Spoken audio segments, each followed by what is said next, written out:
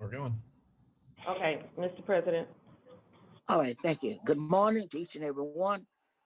We'll begin our council meeting. We'll turn it over now to our very capable city clerk. This is the regular meeting of the Mobile City Council, Tuesday, February 2nd. Please stand for our invocation led by Dr. Sterling Boykin, Ashland Place United Methodist Church, and remain standing for the Pledge of Allegiance and a moment of silence following the pledge. Let us pray. Almighty God, thank you for allowing us to gather to talk and consider the business of Mobile, Alabama. We are grateful for the virtual platform that allows us to work together while remaining safe. Lord, we pause before the agenda and the work of this day to give thanks, to pray for our city and the men and women who lead us. Send down on those who hold their office in the middle of a Zoom call with the city council. Spirit of wisdom, I stole your number and I answered it. and So justice. if you could just give me about That after with lunch, I'll call you steadfast back. purpose, they may faithfully serve in their offices to promote the well-being of all people. We acknowledge the limits of our minds and bodies. We recognize not only the hopes and dreams of our citizens, but the anxieties and fears of the people we serve. When pandemic and political tensions wear us down, we seek strength and pray for perseverance. Holy One, save us from weak resignation. Remind us of your power and your leading to seek the welfare of our city. We acknowledge the many burdens we carry into this work. Attend to them, O God. We give thanks for the communities that support us, our spouses, friends, neighbors, and loved ones who sacrifice so we may be here today and in the days ahead. Bless them. And Holy One, bless the work that is before this city council. Make every decision that is made, every debate addressed, and every correspondence responded to this day be done with generosity of spirit and in the best interest of all who live and work in Mobile, Alabama. We know you by many names, and it is your holy name that I pray. Amen. Amen.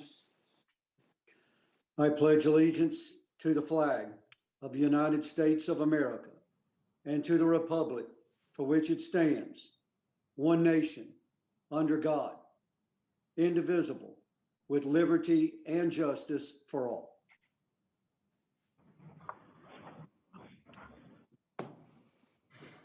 We'd ask that you would remain standing for a moment of silence, and we would call on Councilor Bestridge. Thank you. Today we will honor Heather Peppercorn, who was a terrific and a very special lady in our community. She was a true community asset who worked diligently to ensure events that she was involved in were always memorable for the people that chose her service. She was the owner and operator of the Pillars. She helped to make really good memories happen. She brought out the best in others and was always upbeat, kind, thoughtful in her attitude. She will be greatly missed and fondly remembered. Thank you for giving her a time in her memory. Well, I needed to find out how I was going to get my prescription this month, whether or not I needed to.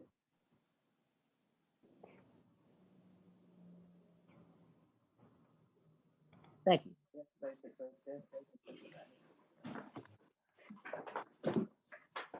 Mr. President, Mr. Richardson. can we ask those waiting to address us to mute the phone, mute the volume, please? There's too much chatter while we're trying to transact business. Absolutely.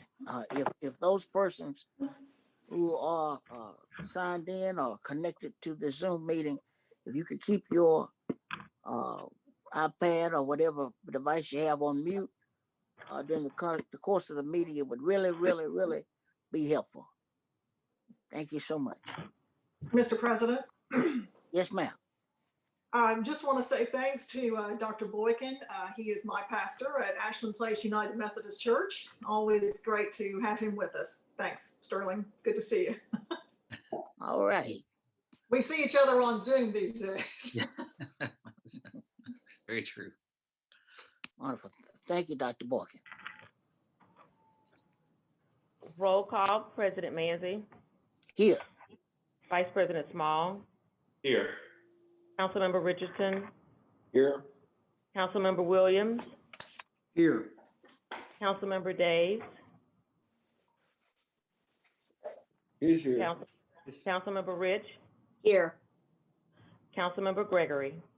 Here. Statement of rules.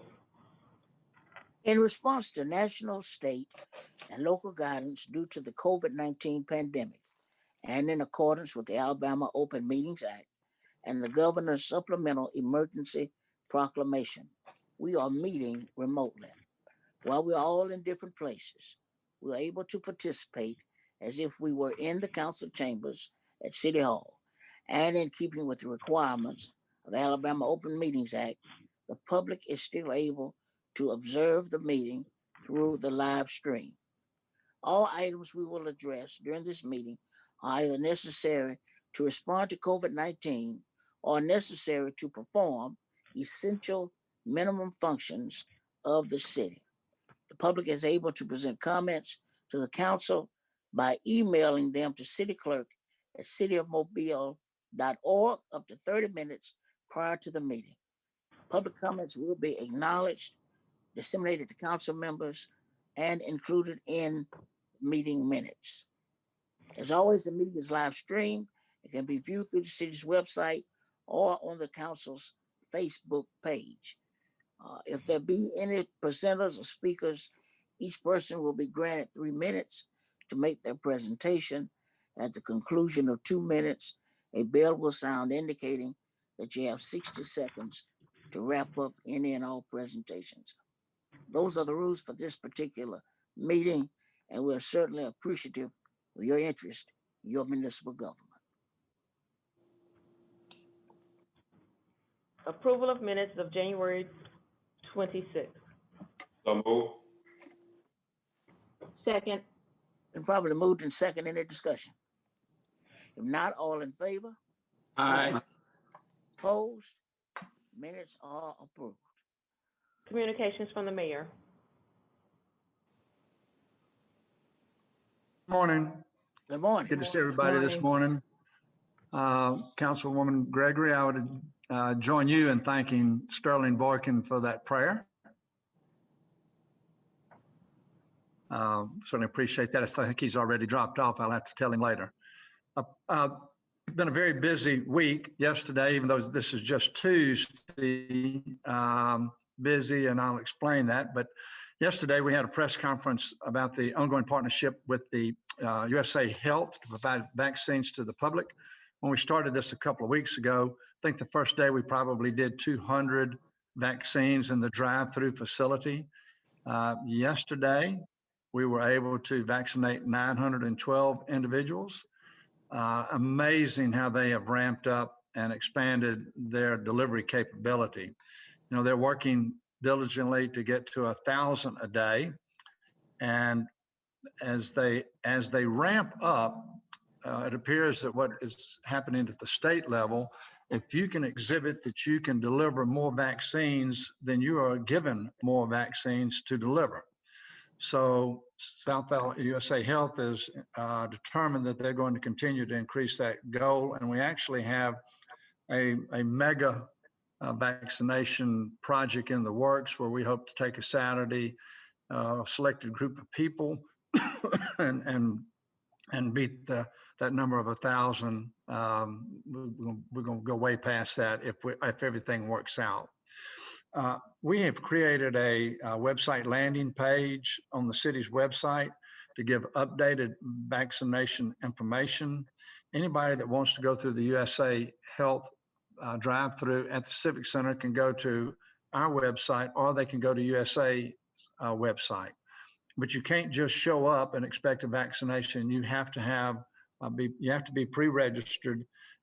So please be sure that you go to the website to do that.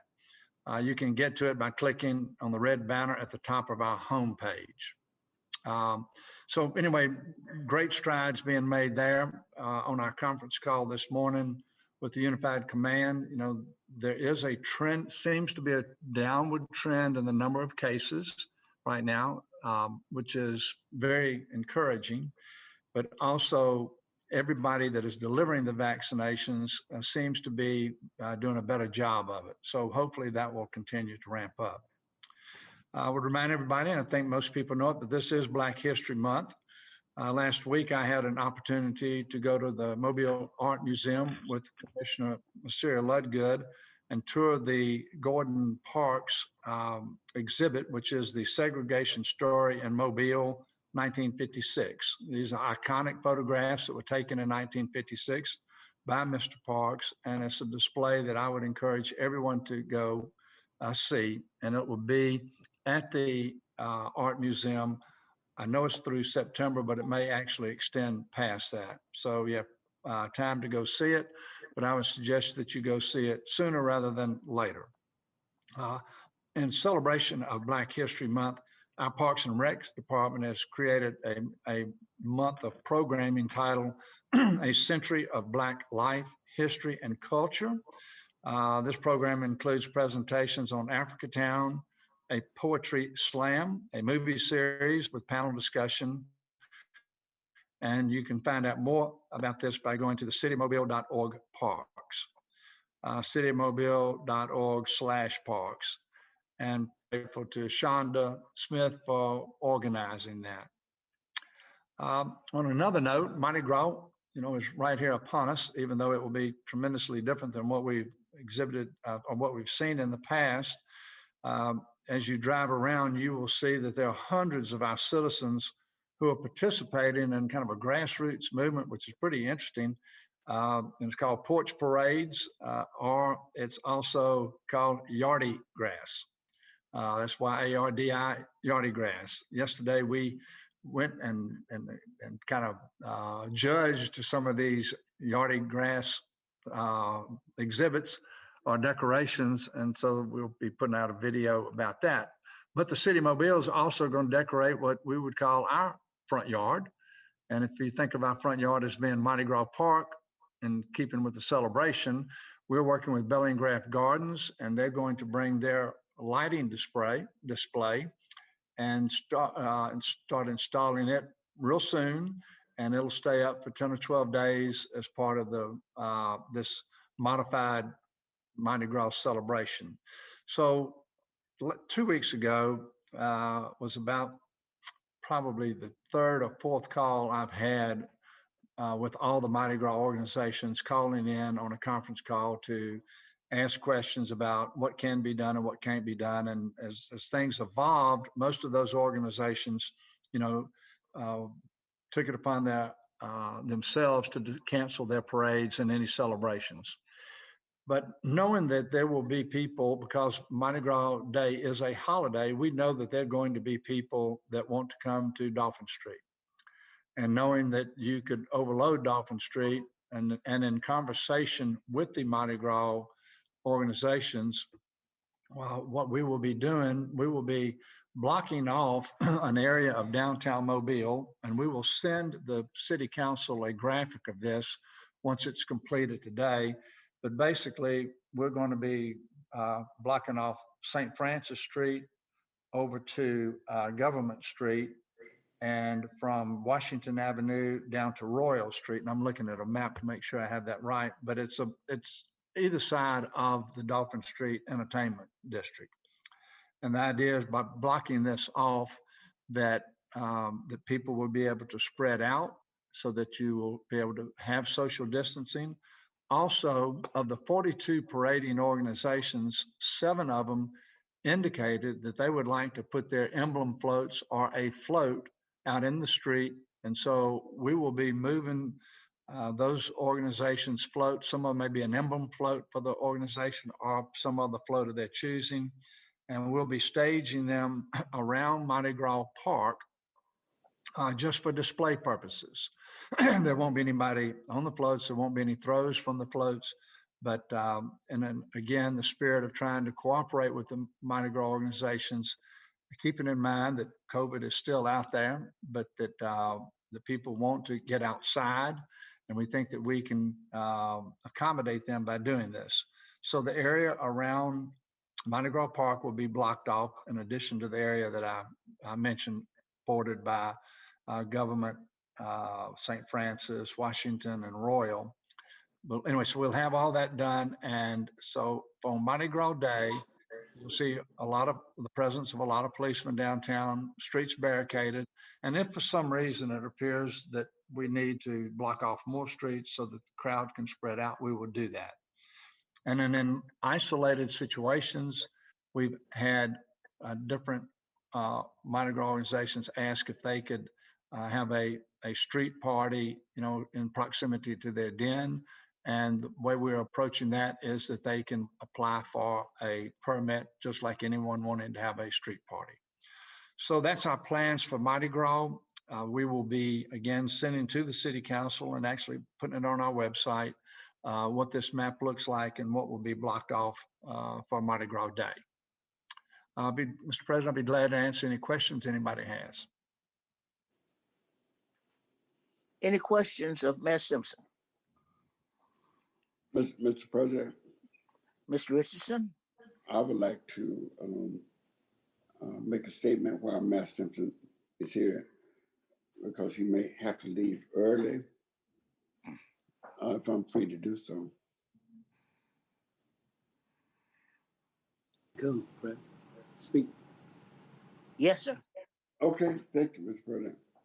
I had the opportunity to, Mayor Simpson and I had a conversation regarding body cameras. He called me, we had a conversation regarding body cameras, and I made it known that it's my position that all officers should wear a body camera if they are patrolling the streets of the city of Mobile, or if they're responding to crime, to a crime scene. They ought to have the body cameras turned on. I don't care what the rank is. I don't care what the title is. I don't care if it's a police chief. If you are heading to a live crime scene, you need a body camera on before I'm concerned. Anyway, so what Matt Simpson said, they were working on that. He didn't say that they were not going to address that issue. He said they were working on it. But anyway, I haven't had an issue that hot in the last probably 4 years. I've gotten all kind of hits on social media regarding this. So what I did, I posted an opinion poll on Facebook, and I asked them to answer yes or no. And it says this: do you believe all Mobile police officers, regardless of rank or position, who are patrolling the streets of Mobile or responding to a crime should be required to have on them an active body camera? As of this morning, I had 636 comments. Every one of them said yes. Out of 636, every one of them said yes. Some of them had more remarks, but all 636 said yes. I wanted to say that during this meeting to let Mayor Simpson and the rest of you all know how serious this issue is and how the citizens feel about that. And I went further. I notified our attorney, Mr. Chris Arledge, to draft an ordinance requiring exactly what I just read. And he wrote me back and said they were working on that. If the administration comes up with something that we can live with, then I would forego putting any ordinance on the council agenda if we hear back from the mayor. If not, I will put it on the agenda. I want to make that known. Thank you, Mr. President. Yes, sir, Mr. Richardson. Any other questions? What members of the council? Mr. President, first of all, I would like to thank the administration for all that they're doing to keep Mardi Gras alive this year in its low state. But we also must he already thanked the Bellingrath Gardens for their participation, but it all started with a conversation with the Mobile Mask magazine, Steve Jones. That's right. And just want to make sure Steve gets his rightful praise, because without him and his insistence, I don't think that the Bellingrath part would be happening at all. So again, I just offer him thanks and for everything he does to publicize Mardi Gras in the home of that great celebration. Yeah, Mr. Chair. Ms. Gregory? Yeah, and in keeping with that, I know some of the TV stations are featuring the different homes that are decorated. Don't know if all of them are, but I did see it this morning on Fox 10. I think that's another great way to feature what we are doing in the city of Mobile to keep the Mardi Gras spirit alive. So, you know, kudos to everybody for doing this and for promoting it, and for all the people who've decorated their homes. And then of course, what's going to happen on Mardi Gras Day, because hard to imagine Mobile, Alabama on Mardi Gras Day not having something, you know, for Mardi Gras. So Mayor, I think it's great blocking off some of those areas and bringing the emblem floats in or other floats. Helps keep that alive and well, and, you know, really appreciate all of the effort that's gone into this. Absolutely, Ms. Gregory. And anyone else? Thank you again to Steve Joint, to Bellingrath Gardens, to the mayor and the staff for working to facilitate all of this, and also for the great job that's occurring with ramping up with vaccines, because really all of these discussions are, you know, are hand in hand. One has impacted the other, and the only way we'll get to some semblance of normalcy is for our citizens to be vaccinated. And I'm hopeful that everyone that has that opportunity will avail themselves of it, so that hopefully next year we can have an even bigger and better and brighter Mardi Gras season. Thank you to everyone who's working so hard to get us through these horrendous times. Madam City Clerk.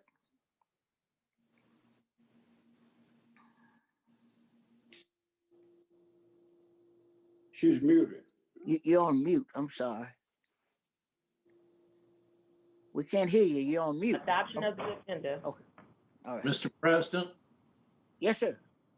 I move the adoption of the agenda and that all items listed as COVID-19 items be declared as such. Second. Second. Properly moved in second. Any discussion? If not, all in favor? Aye. Opposed? Appeals, we have requests for waiver of the noise ordinance every Saturday and Sunday in February from 1 p.m. until 5 p.m. February 14th from 11 a.m. until 10 p.m. on Cody Road South, and February 5th from 7 p.m. until 10:30 p.m. on Dolphin Street. So move. Second. It's been properly moved in second. Any discussion? If not, all in favor? Aye. Opposed? Public hearings. Today is a public hearing to rezone property at 1590 and 1574 St. Stephen's Road and 1563 Basil Street, northwest corner of St. Stephen's Road and Dunbar Street, extended to the west terminus of Basil Street from B3 and R1 to B3. Is there anyone here that would like to speak during this particular public hearing?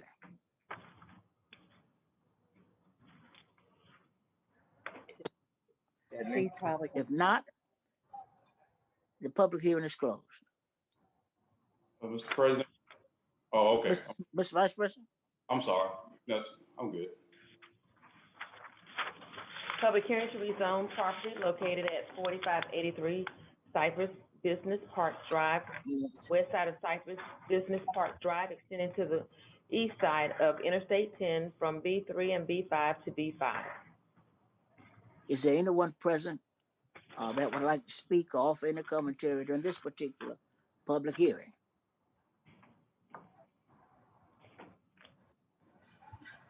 If not, the public hearing is closed.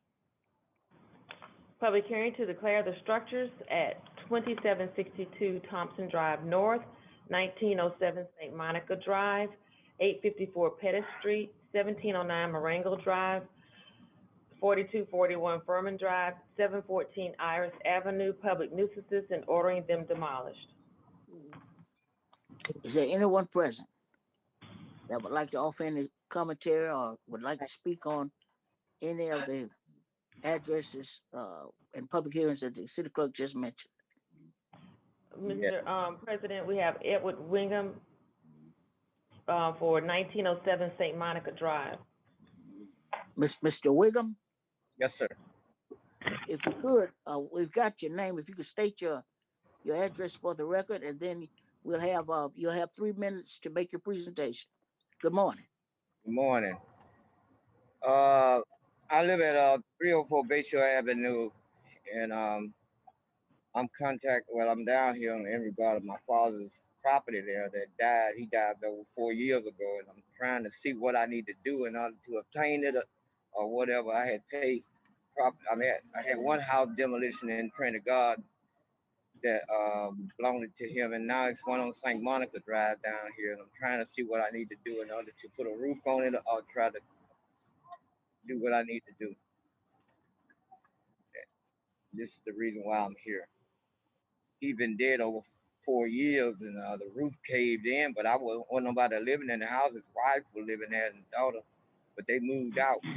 So at the present time, only my brother lived there too, but he's in Boston, Massachusetts that lived there.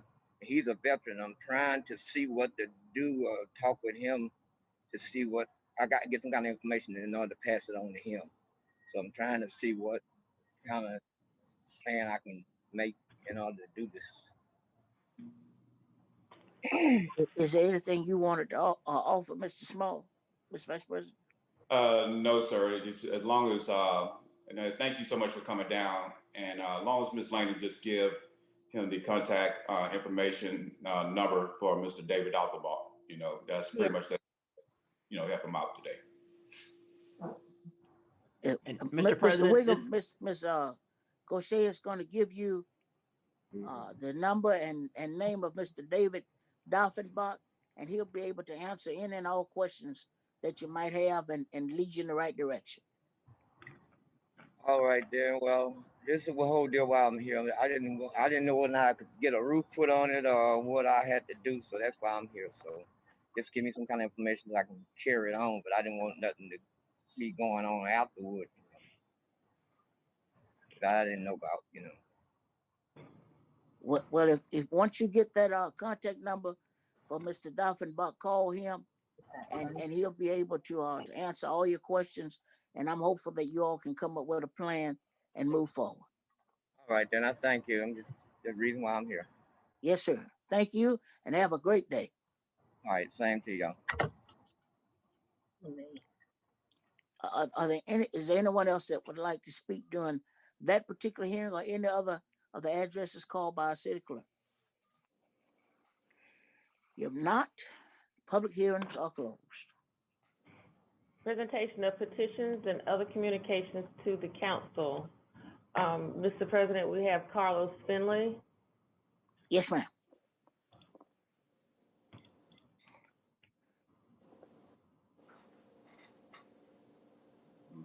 And we're going to ask all of our presenters if you could again state your name and address for the record at the beginning of your presentation. It'd be really helpful. Good morning. I am morning. Carlos Finley, and I reside at 507 Church Street, 36602. To the council, mayor, and others assembled, as president of the Dora Franklin Finley African American Heritage Trail, I was asked to join the city's destination team 4 years ago at its first meeting. At that meeting, Visit Mobile President David Clark proposed a question. Name an iconic location in Mobile where 1 million selfies are taken per year. No one came up with an answer. So he then challenged us to take and offer suggestions. My suggestion, of course, was a to-scale replica of the schooner Clotilda in Africatown. Then 2 years later, I was interviewed for a film documentary on Mobile's great Major League Baseball All-Stars. After receiving the finished product last summer, I began to think about what David had said again. Last September, I drafted a proposal. On Friday, January the 22nd, we were all alerted of the passing of Hank Aaron. I posted that proposal on social media at that time. I had hoped to have been able to give it to Mr. Aaron. Unfortunately, that will not now happen. The post garnered great interest locally and nationally. Then on January 26th, I watched the unveiling of a proposed courtyard honoring our Mobile Major League Baseball Hall of Fame players that will be inclusive of life-size statues on pedestals. I was encouraged by the mayor's statement at the unveiling of considering additional suggestions. It is for that reason that I rise today. There are so many amazing players from Mobile, many who never had a chance to play in the major leagues because they played before Jackie Robinson. My father, James Finley, was one of those players, as was told to me by the great Buck O'Neill during a visit I made to the Negro League Baseball Museum in Kansas City during the 1990s. Build it and they will come. I sent my proposal to our trail board the next day. We met the following day to discuss, and in a unanimous vote, we agreed to present this idea to the council. Our suggestion is that our city take this initiative a step further and turn the entire Hank Aaron Loop into a field of dreams, with outfielders on Broad Street and infielders on Claiborne, all in action poses. The focus, of course, will be the great Satchel Paige pitching across Water Street to the home run king, Hammering Hank. There could be dugouts with many players who hail from the port city on each side of the plate.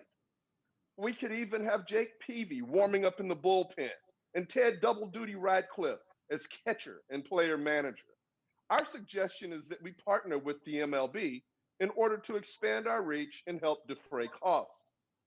This is long overdue. We are home to arguably the best pitcher and hitter in the history of baseball. These statues will become iconic because there is nowhere else in the world that this field of dreams could exist. And let's give those greats that we still have left their flowers while they can still smell them. Build it and they will come. Build this and tourists will come. Thank you very much, and I'd be glad to ask or answer any questions that anyone may have. Any questions of Mr. Finley?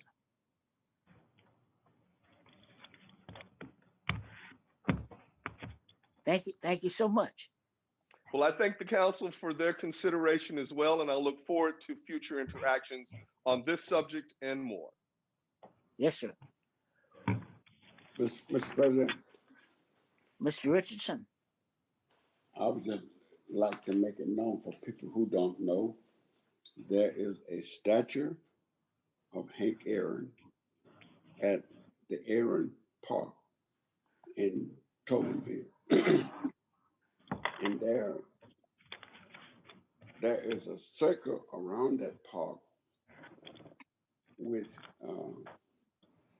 the names in granite stone of all of the Mobile baseball players that played in the major league.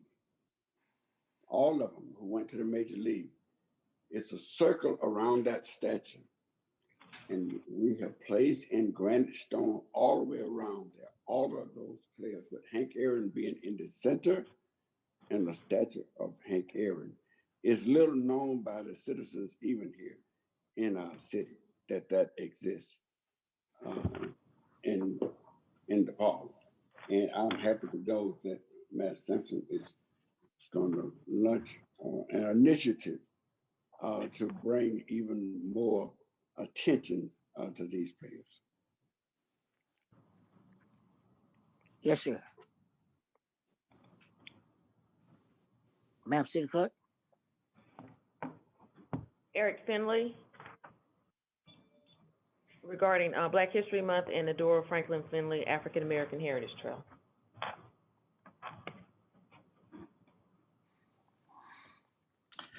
Good morning. Good morning. I'm not for sure if my video I'm seeing that it's not active, but since you hear me, I'll proceed. My name's Eric Finley. I reside at 1231 Chimney Drive, 36695, West Mobile. And I am a fourth generation proud Mobilian. We have family that dates back to the 1850s in our community.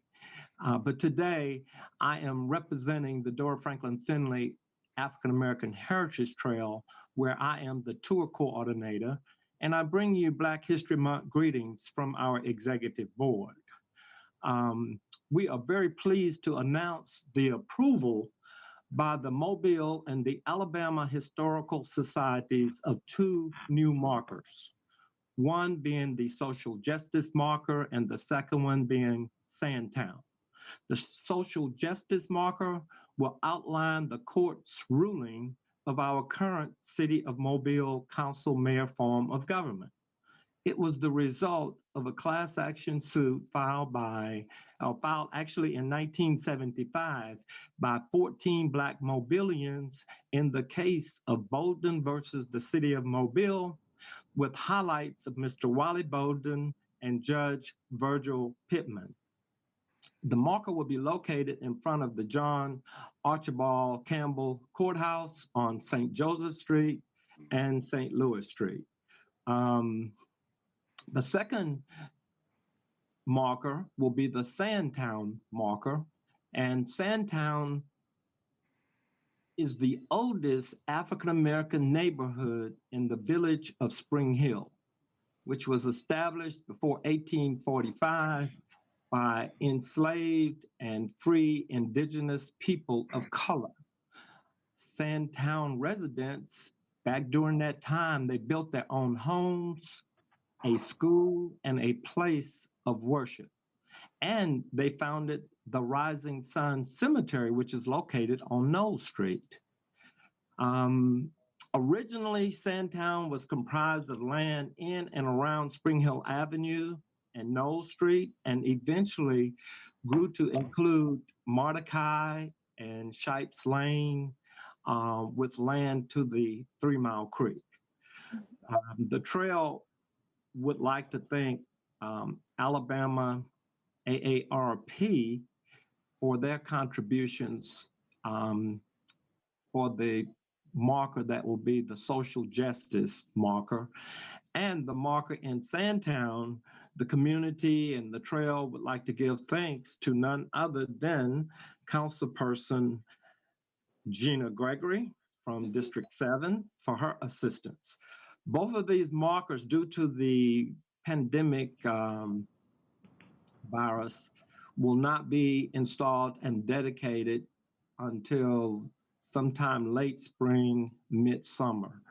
And we will send notifications and invitations to everyone for both of those events. So we look forward to that date, and we appreciate you all allowing us to make this presentation this morning. Thank you. Mr. Chair. Ms. Gregory. Thank you, Mr. Finley, for coming. I really appreciate that. I've been keeping in touch with Kelly Finley, who's been my contact really about where we are and everything. And she had told me that it looked like probably spring of 21 that we could have an unveiling. So I'm really excited about doing this. It's my pleasure, of course, to help make it happen. And I know everybody in Sandtown is going to be so excited to know that we are this close to getting it installed and having an event. Terrific people who live there, a lot of history, and I'm really glad that we are able to acknowledge this history, because so many people don't really know about Sandtown, and I think this will then certainly help educate everybody in the city of Mobile what is there and what's been there. Again, I'm just happy to see that we are able to make it happen. I know the pandemic really slowed things down, and thank you all for your help in making it happen, and for staying in touch with me so that I'm updated as well. Thank you. I would like to say I would be remiss if I did not acknowledge the other board members on the Dora Franklin Finley African American Heritage Trail, because we are a 510c nonprofit organization. We all volunteer. Judge Carlos Finley is our president. Dr. Jocelyn Finley is in absentia right now, but she's our vice president. Ms. Medina Trenier is the secretary. Dr. Coleridge Franklin Jr. is our treasurer. Mrs. Kelly Finley is our PR communications director. And we have members, Ms. Marcia Hall, Dr. Cheryl Franklin, and Mr. David Ray. And I will let you know that I have worked on one marker, and that was about 3 years ago. And it took 6 months and 60 revisions. And that was the last marker that I volunteered to work on, because they are extremely scrutinized by the historical societies, that all of the information is validated and vetted. So I am happy to do the tours. And as a note, we do tours 12 months a year. We're great ambassadors for the city of Mobile, and look forward to you and your families joining us once this pandemic is over. Thank you. Definitely. Thank you. Mr. President. Mr. Vice President. Just trying to see, is Mr. Eric Finley, are you still on? Yes. Yes. My video never, for some reason, my video never activated once someone cut us off earlier. Yeah, thank you so much for coming this morning. And I didn't know, things about that particular neighborhood, Sandtown. But my question is for the people out there would know, are you, because of this pandemic, are you all still currently doing tours? And if so, and how is that being done? We are currently only offering walking tours in the downtown area. We have about 10 markers, and it's about an hour tour, and we can be contacted via our office on 725-2236, Facebook, Instagram, Twitter. Our website is Dora Franklin Finley African American Heritage Trail. I am starving to get back to doing the guided driving tours, but against all recommendations, we're only doing walking tours at this time. And how far is that walk? What's the time frame? It's the walking tour is about 1 mile circumference. We start at Cathedral Square, and we proceed down to Dearborn, over to St. Francis, and back to the square. And so it takes about 1 hour, and it's a nice breeze. I love to do the walking tour, except for in August, because it's just a little too humid. But this is a perfect time when the sun is shining. So do reach out to us. We do them by appointments because we like to limit the number, and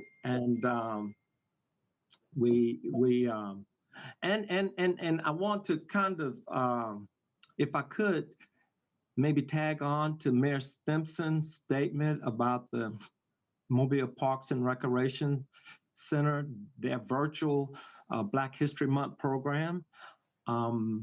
We were, I guess, fortunate enough to provide information on a lot of the significant contributions made by African Americans that would be highlighted in their movie series. So I'm looking forward to that as well. All right, thank you so much, Mr. Finley. You're welcome. Thank you, Mr. Finley, and thank you to all of the members of the board of directors of the Dora Franklin Finley African American Heritage Trail for all the work that you do. You are very welcome. If I could just make one last comment. I'm sorry, Mr. Finley, your time is up. And but we do appreciate all that you do. Compliment to the council, but we started about 20 years ago, and it was a result of one of you all's previous council members that planted the seed for the trail, and that was Mr. William Carroll. And I just wanted to say that. Thank you very much, President Manzi. Hey, I've got, It's absolutely no problem. Thank you, Mr. Finley. Mr. Madam Chair. City Clerk? Yes, ma'am. Ms. Gregory. Just one other thing while Mr. Finley is still with us. I wanted you to know that after you made your announcement, I went ahead and texted Barbara Smith in the Sandtown community to let her know. So, she may be calling you soon to say, when's it going to be here? We're ready. But I wanted to let her and her neighborhood know that the marker had been approved and they'll be getting a notice soon. Madam City Clerk? Dr. Raul Richardson, and he's given an update on the Mobile Police Citizens Relations Commission, Advisory Commission. Good day and God bless. Madam City Clerk, my video has not been enabled. It says it's waiting for you to release it. It does not.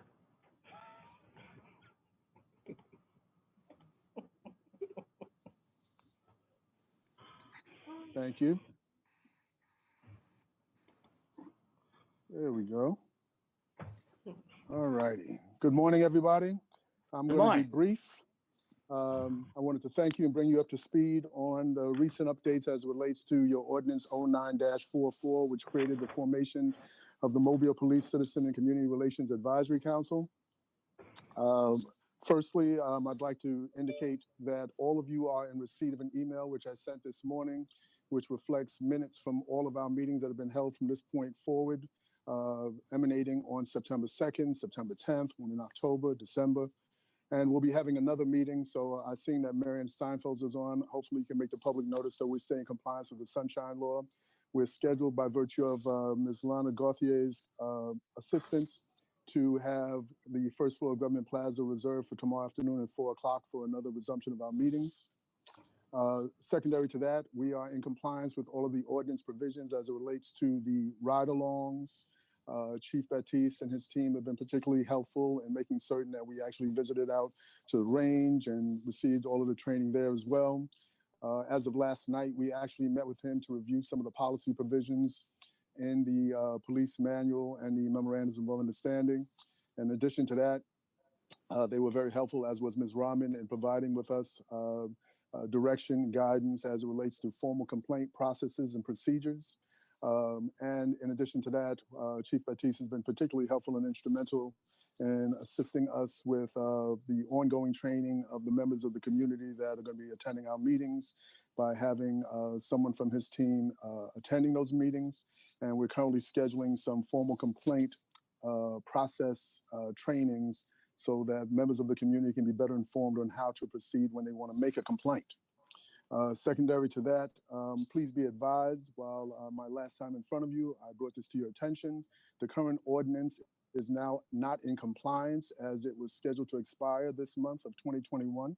If it is in fact your intentions for us to continue forward, then I would ask that you please make the necessary adjustments so that we can stay in compliance with the ordinance provisions as it is now out of date.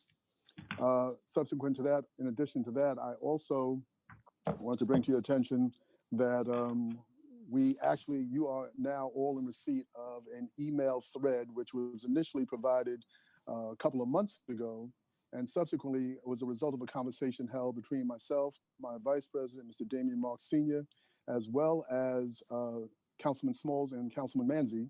And for some reason, I guess you guys may not have seen it, which resulted in the mayor providing a response on official letterhead indicating the inability to comply with some of our requests. Clearly, this pandemic is not going away.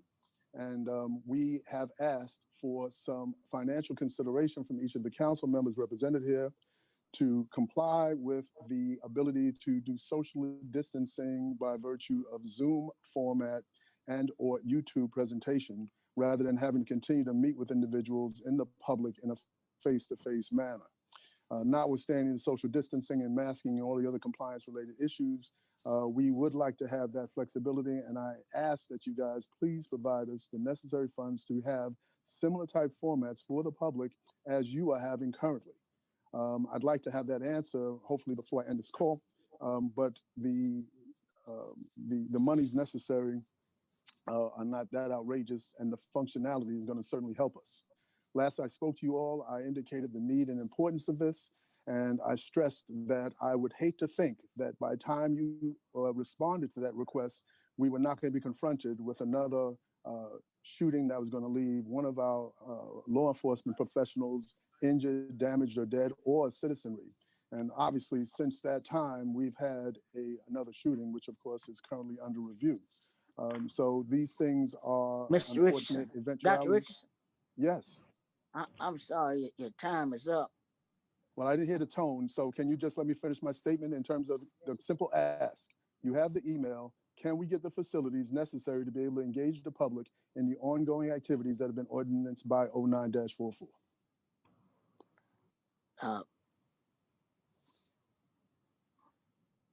Thank you, Dr. Richardson. I have a question, if I may, of Dr. Sure, Richardson. Ms. Rich. Thank you. Thank you. Thank you for your time. The committee was very important to the council. We took a lot of thought process to document it and get it going in the past, and then reinventing it more recently. I certainly know that if it's due to roll off, the council has to pay attention and make that not happen, because you will perform a service for this community through your level of communication. And speaking of communication, I support you getting into the Zoom, platform. This is the only way that we're able to meet. And I know we have other committees that this council has formed, like the affordable homes. We're getting ready to do this short-term rental. We have got to help these citizens that volunteer their time to get them a platform. And do you have the amount at the top of your head that you're looking for to achieve that goal? I estimate that it's somewhere probably around a $200 commitment from each of the council members. So somewhere in the neighborhood of $1,000 to $1,500 at the most. And my question would be, if you're given that platform, is that a platform you could share with other, committees and boards that we set up in order to meet as in public and not, go by CDC guidelines? I think that certainly would be achievable, and I certainly would not be averse to that. So I appreciate that particular recommendation, Council. Yeah, I think that we should consider that as a way to keep our boards active and viable during this pandemic. And, hopefully it's definitely coming to an end. We've got some light at the end of that tunnel, but it's not quite here. So in order to keep you viable, not just your group, but the other boards that this council approves, we've got to be helpful to make sure that they can meet. So I don't know who would be responsible in order to get that. I certainly would make the discretionary amount from my district available to that process. I think it's very, very important. Thank you. I appreciate that, Councilor. Sure. And I hope to have the support of the other council members as well to be able to achieve this. I would join with Councilwoman Rich, and I'd hope that all of us would be willing, hopefully, to split the cost associated with providing that service. It's not unreasonable, and I'm certainly willing to contribute discretionary resources to help them accomplish that goal. Thank you. I appreciate it, Councilman Manzi. Yes, sir. Okay. Thank you, Dr. Richardson, and thank you to the members of that great committee. Y'all keep up the good work, and I'm hopeful that we'll be able to work through these issues. Thank you. We have a great team, and I'm grateful to be a part of it. You guys made excellent selections in the folks that you've assigned, and that would include the mayor's assignment as well. Thank you all. Yes, sir. Thank you. Councilman, Mr. Mayor?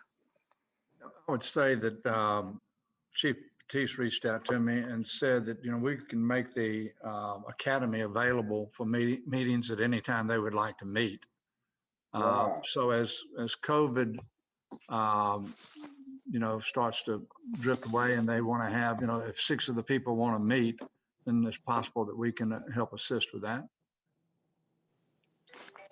That would be great, Mr. Mayor. Thank you. And thank you, Chief Batiste. Members of the council, there's been a request made that we would hear from Ms. Shonda Smith and Parks and Recreation, and let's honor that great employee so that they can get back to being a great employee And so if we could, Madam City Clerk, let's hear from Ms. Shonda Smith in that presentation. Okay, they're on now. Wonderful. Unmute. Okay, there.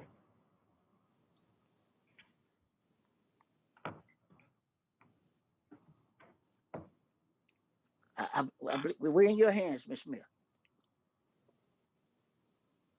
But we can't hear you.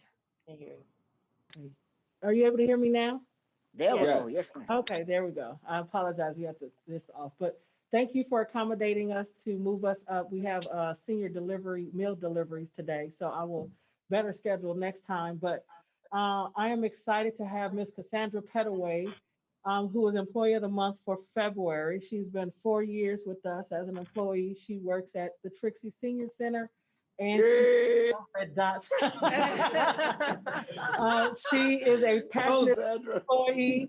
She gives all of her personal time and a lot of times her personal money, which we fuss at her about. But the group over there loves her. She's 110% in what she does. She comes with great ideas. I wish I could pan to the right because she has her own little fan crew with her that came to support her. And this is her aunts and her mother-in-law and her pastor that came to support. They said they support whenever she does other events with the city because they love what she do. And I want to honor her with this, and we really appreciate her. That's great. Okay, all right. Can we give Sandra a hand here? Thank you. Thank you. I just want to thank God for allowing me to do something I really love. Wow. Mr. President. Yes, sir. Let me just say that Sandra has done an outstanding job at the Trixie Center. And those people in the Trinity Garden area, especially those who come up to the Trixie Center on a regular basis, they love her and what she does. She's an outstanding worker.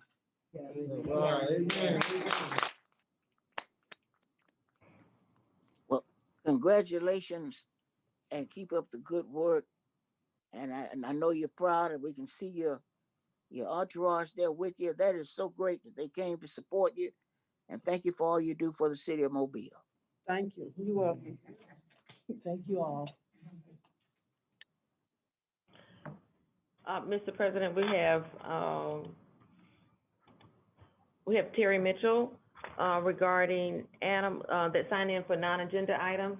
Well, it is an agenda item, excuse me, but she signed in as a non-agenda item on animal tethering. Terry Mitchell. Yes, ma'am.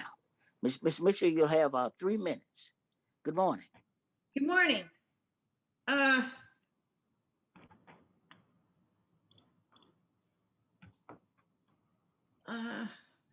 Okay. Yes, ma'am. I can you? The video's not working. The videos we can hit. Okay, well. Okay. Well. Anyway. Oh, there we go. There okay. we go.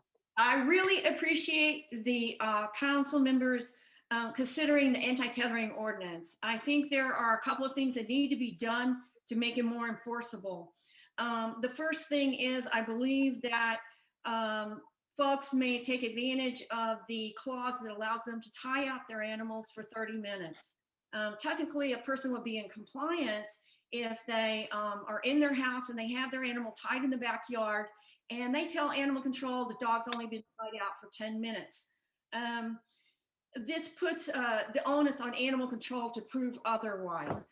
So, and or the neighbors become policemen and they film and they give the proof that the animal's tied out for more than the 30 minutes that's allowed.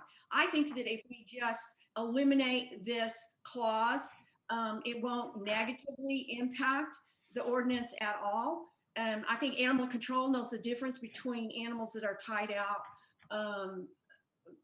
chronically and animals that are temporarily tied out for good reason because their owner has an emergency or whatever. The second issue is the $25 fine. Basically, for the cost of a parking ticket, I can tie out a dog indefinitely. When animal control comes around, I pay that $25 and that dog's still tied out, all right? So we need some enforcement. We need some clause that makes people comply with the ordinance. So what we suggest is a 30-day warning that will add 30 days to the 60 days that they already have, all right? If they still don't comply, $250 fine. The internet says that most people will comply when the fine is $250, all right? If they still don't comply, $500 fine and impoundment, because the whole point of the ordinance is not to penalize the owner. The point of the ordinance is to get these dogs off chains. So you need that impoundment clause to get the dog off the chain, all right? The next thing is the temperature.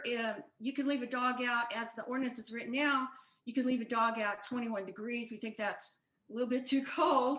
And also the last thing, it was brought to my attention that communities that allow tethering on these pulley systems prohibit it from 6 p.m. to 6 a.m. Now, this is kind of interesting because it could impact the barking situation. Dogs that are left alone, tied up, ignored, bark. So it could go to that.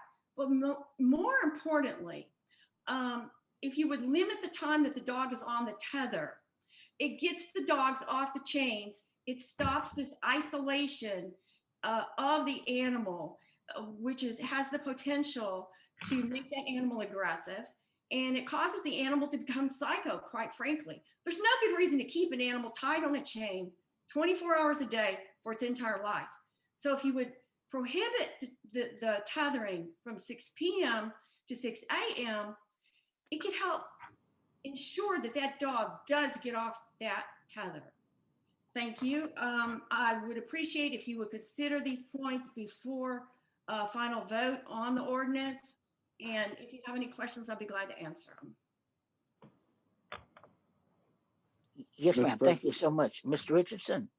I would just like to say to all of you all that I was first contacted by Ms. Mitchell regarding the tethering ordinance. We don't have one. We don't have a law on that. And come to find out that most progressive cities, they've long had ordinance dealing with dogs being chained up. So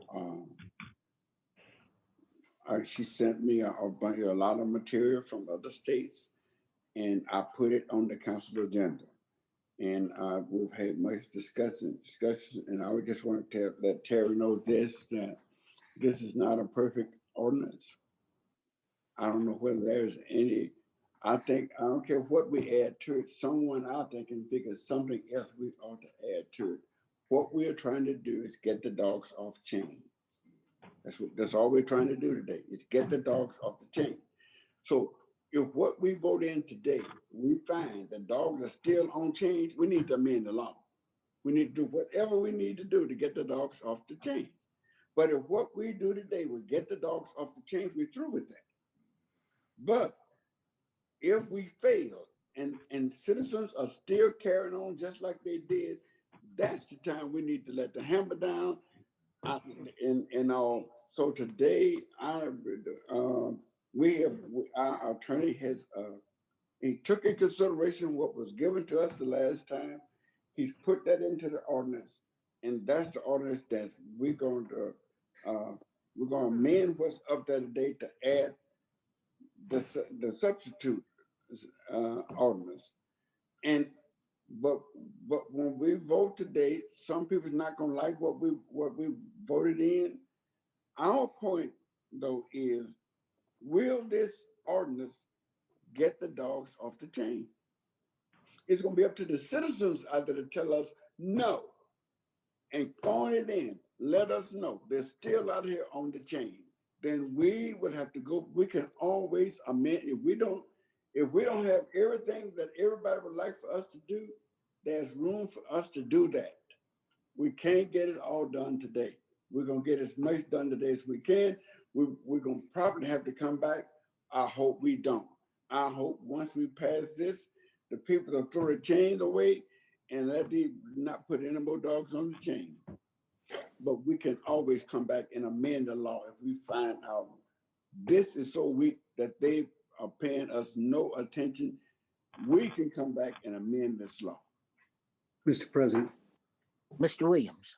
just to make sure that everyone listening understands, this is not primarily to get them off the chain. It is about humane treatment and proper tethering, especially for those who must have it to properly care for their animal and allow them outside time.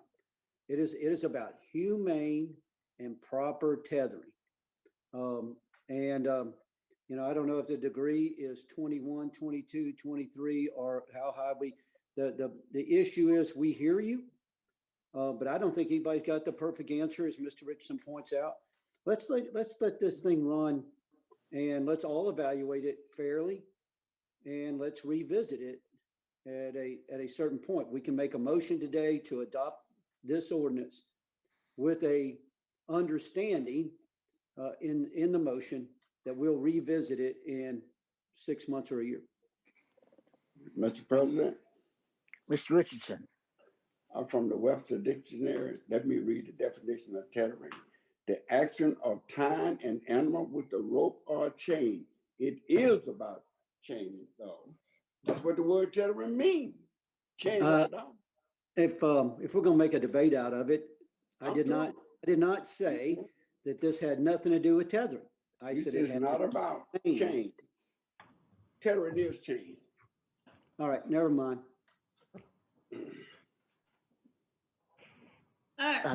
Thank you, Ms. Mitchell. I do have a question. Yeah. Ms. Rich? Thank you.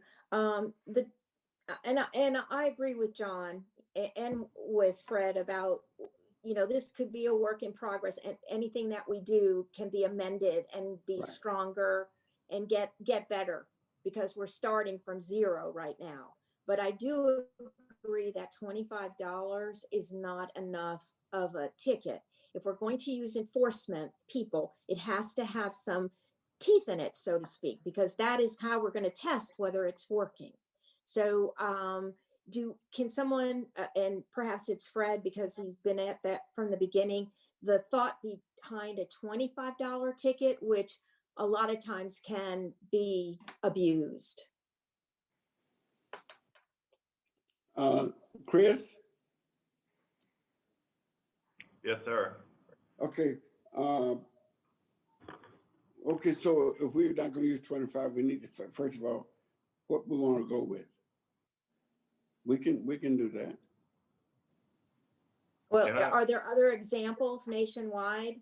Because maybe we don't want to be too off the chart, but again, $25, if we're going to use personnel to write these up to see if it works, I think that that's a weak link in the chain to begin with, that we would probably have to come back and probably strengthen anyway to make it so that it had, it made an impact on a person when they were reported and when it was observed. I'd say let's add $100. I think $250 is going to be quite a bit. Let's start I with think $100. that would be helpful to make a difference if others supported that. Can I say something? Mr. Richardson. Yes. The fine is in a totally different section of the ordinance, and which is not before the council. Okay. So we can't do that today. And let me also say that if you get a ticket, if it's for $25 or $500 or $1 or whatever the amount is, it's not just the fine. If you go to court, no matter what happens, there's going to be about $200 and something in court costs. Oh, I forgot about that. Right. Plus sitting down there all day dealing with it. So, you know, there's more to it than just $25. Okay. All right. I thought this was different. It's not before us. And novel. So, okay, I get that part. Thank you. Ms. Bridget, that's not before us. That's on another section of the ordinance. It's not in what we're doing today. But people need to know what the process is so that it does have meaning if they are given a ticket. Right. Mr. President, Madam City Clerk, President, I mean, Joe want to speak. Mr. Daves. I would just like to go back to what Mr. Richardson was saying. We can sit here and parse this ordinance from now until hell freezes over. But there's no perfect ordinance. And it's true with this ordinance, any other ordinance we pass, there's no perfect ordinance because the perfect ordinance is relative to each person. So what we need to do is take the best shot we can right now. And I believe that this ordinance, the amended ordinance that Mr. Arledge has delivered to us, that takes into account some of the comment we received earlier, is a great first step on this. If it doesn't work, we can come back later and fiddle with it some more. Yes, sir, Mr. Davis. Madam City Clerk. Mr. President, we have several people on that have asked to speak to this agenda item. Vivian Hensel. Good morning. If you could state your name and your address for the record, and you'll have 3 minutes to make your presentation. And I'm not being rude if I have to cut anybody off. I'm just enforcing the rules, so please don't take it personally. You'll have 3 minutes to make your presentation, and we look forward to hearing from everybody. Yes, ma'am. Yes, hello, my name is Vivian Henschel. I was not expecting to speak today, but I'm happy to. My address is 119 North Ann Street, and I'm in City District 1. And I just want to keep it short. I know that making or passing an ordinance, it's not going to be a perfect scenario, but I think that we should include, while we pass it for the first time, a lot of things that do make sense. And I 100% agree with Mr. Richardson that we do need an ordinance that takes dogs off the chains, period, whether it's 100 degrees outside or minus 20 degrees outside. If we can achieve that, then I agree that we can make the minor changes to it. I know it's not on the agenda today, but I think that the fines really play an important role, whether they take it to court and have to pay $200 in court fees or not. But I think for all the rescue efforts that are out there, for all of the time that people dedicate in rescuing dogs and helping dogs, a $25 fee or punishment is, in my eyes, kind of disrespectful, because it just does not have the weight to it. And then if we can take dogs off the chain in general, I think then we're making a major step today. I'm not sure where the weather part plays into role if we say that we take dogs off the chain, period. But minus 20 degrees should really not even be considered as a valuable option. And I think while you don't have the ordinance out yet, I think it should be easy to change a 2 into maybe a 4. I don't know if you have ever been outside without a jacket or a house or a blanket in 20-degree weather, and I think you would probably not like it. And so I hope that we make a lot of decisions that make sense, that help the dogs and that help the community. And I guess with that, I want to close it out. Thank you so much. Thank you, Ms. Hensel. And I believe you live in Council District 2. I'm happy to be your council person. Okay. All right. Okay. Yeah, but I would take her any day. Any day you want to move to District 1. Don't start a fight, Mr. Richardson. I got it. Ms. Bush, did you want to address the council? Yes, if I may. Very briefly. Again, I do believe we're throwing out another unfunded mandate. Ms. Bush, if you could I'm sorry, state your yes, name. Anna Bush, 21 Bienville Avenue, 36606, and I am in District 2, and I should remember to do that. I apologize. I agree, again, believe we're simply throwing another unfunded mandate into an underfunded department. Obviously, there's a lot of sentiment for it. I appreciate in a sense now that there may be a more clear delineation for animal control when they go out there, because it's kind of a, you know, binary option now. They're tethered or they're not, basically, and that may be a helpful step. I do think that the 20 degrees is absurdly low. I mean, it probably already overlaps with the hard freeze warning, but 32 degrees, at 30 degrees, the dog's water bowls are starting to freeze. So let's consider 30 or 32. That would be my major tweak. I don't have a lot of faith in the revisiting. I'm still waiting to revisit the flea market from 2014. But I think overall this is a good, there's a lot of clarity in this ordinance. The fine schedule doesn't offer a $50 option, period, full stop. There's 25 and 100, and then you get into the Alabama code on the felonies and so forth. So to that extent, I would say that barring some enormous objection from MPD that this is simply going to make their manpower problem huge, that as is, my only tweak would be that that degree is just way, way too low for 90% of dogs. So, and I think really that's all I have to say at this point. Mr. President? Yes, sir, Mr. Richardson. I want to ask Chris. Chris, on what is before us, is 20 degrees on there on the amended section? It is. The request was you can't keep dogs out in bad weather, basically. Right. What does that mean? Nobody explained what bad weather meant. So, and that could be a different answer to any different person you ask, really. So I went and found on the National Weather Service website, there's definitions for things. Obviously, everybody knows what a tornado warning is, but there's a winter storm warning definition that is in the ordinance.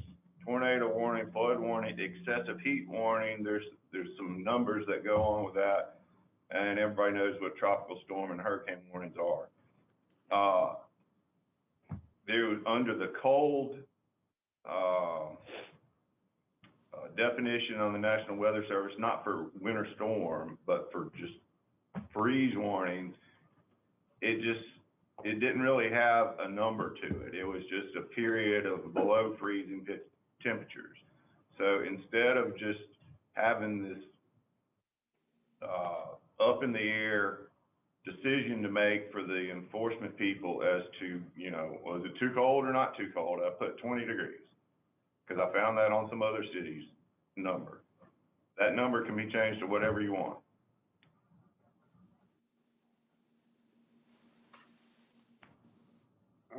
Do we want to go to 32? I mean, I would say 30 or 32. I mean, I think 40 is probably a little high for most people, but I don't know. I said 32 is, you had freezing point at 32. You ought to do something. So make that change for us, and we'll move on. Thank you to all of our speakers for joining us today and for your impassioned commentary on this very important subject matter.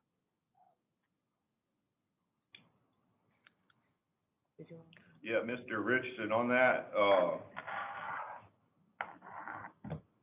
we'll need to move to adopt, then move to amend to this current version we got here. Right. Then there'll be another motion to amend to the change the number from 20 to 32, and then the final vote on the deal. Wow. All right. So we got to have several people participating. Someone's going to have to make the motion, and then I would amend it for the substitute version, and then somebody got to amend that to change 20 degrees to 32 degrees. Then we take up take up the subject matter as amended with all of those. Oh my goodness. Right. We'll work through it. We'll get it done. Well, you have to vote on each amendment. You have to vote on each amendment per and then end up voting on the amended ordinance.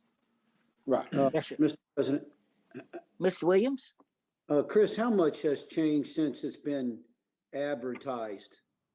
Do you not think it's substantial? A lot of it has changed, yes, sir. And my point to that is not that I don't want to dispense with this today. It is that just in the truest sense of making sure that everybody knows what we voted on. I mean, I've read every word of it. It was given to us on Thursday last week. I just wonder how many people actually know that are, and how much time opportunity has been given to those to know what we're going to vote on today. And there is a certain requirement in law that when a ordinance changes substantially, that it must be, Chris, make sure I don't get the wrong words, re-advertised or something to that sort? I don't think that may be like with rezonings and things, but I'm not sure that applies. Not for us, not for this, no. Well, thank you, Attorney Fred. Appreciate your input there. But if I could talk. Well, when I get done, if you don't mind.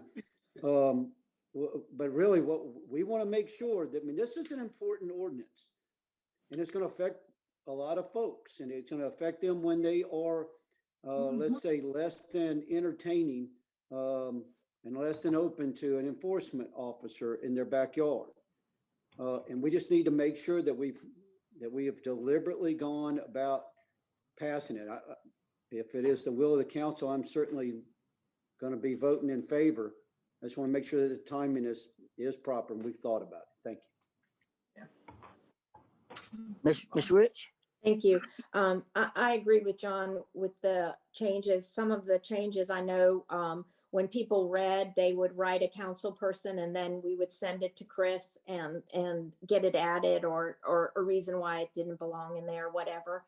But this has really gotten the community involvement that you like when you do something that's going to change the process or change behavior. So I would agree that resting it so that we can get out the language exactly as it's written today, and that way people know that the changes they wanted are in there. If we're going to change the degree, we could do that. We could have that in the change, and then we might not have to vote amendment by amendment. It would be take the original one, and now here's the new one that we've well advertised and people are aware of. So that might also streamline how we bring it about at the end of the day. So it's obvious this council is interested in seeing this happen for the community. But John, you're exactly correct. I think a little more time is not harmful at all. Thanks.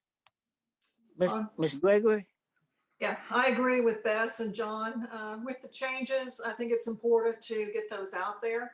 And the more we put the information out, the better chance we have of reaching the people who need to be reached, who may be chaining their dogs outside. We need to make sure that everybody in the city understands what this change is and that it's coming. And two, it will streamline how we vote on this as well. So I think, both those things are important. Mr. Richardson? I don't disagree with that either. But let's look at it in a practical manner. Whatever we are trying to amend will not be before the public, no matter what. Whatever we're trying to do to whatever's already on any ordinance, it's not available to the public. The public can see what the city clerk put down for all us to see. But if we have something else over here that we would like to amend what's on here, they can't see it. So what I recommend we do today then, why don't we table ordinance 07043 and replace it with what Chris gave us? Then they can see it. And then lay it over for a couple of weeks or what? I ain't got nothing against it. All right. Sound like one. I don't think we need to lay it over no couple of weeks. We've already talked to the devil. No, but we were talking about trying to get the word out about the changes. We got a whole week to get it out. 2 weeks. Yeah, ain't but enough. One week. 1 week. 1 week. 1 week is all we need to do. Yep. I agree. I think that will work. Sounds good. And again, thank you to all of our speakers and to all of the citizens who have contacted us with your perspectives on this important subject matter. Thank you. Madam City Clerk? Mr. President, we had a couple of attorneys representing the rezonings. Are you all still on? Jay Watkins was on, and someone from McDowell Knight was on. I'm not sure if they're still on. McDowell Knight was me, sorry. That was not for that. Oh, okay. Okay. I guess they're gone. All right, we're moving right along. Excuse me. I'm sorry. There's no one from the Milk House Creek.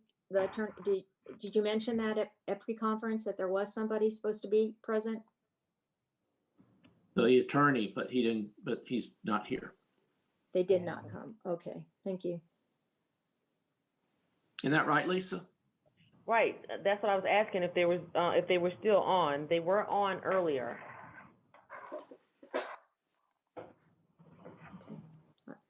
So no one is on now for the Milkhouse Creek, the rezoning, right? Okay. Moving along. Essential COVID-19 items held over. 07043, ordinance pertaining to animal tethering. Motion to table and and to replace it with the substitute version that was submitted to us by our attorney, Chris Aldridge. Second. The proper motion and second, any discussion?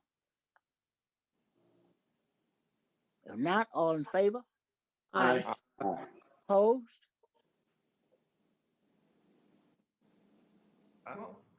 You can't, Mr. Richardson, I'm sorry. Your motion should just be to table the ordinance and not replacing it. How about I get a new one fixed up and get it on there for next week? It'll be exactly what's before you on the amended version, except with 32 degrees. That'll be fine. Okay, so then I take that back and just motion to table. Second. Is the proper motion and second, any discussion? If not, all in favor? Aye.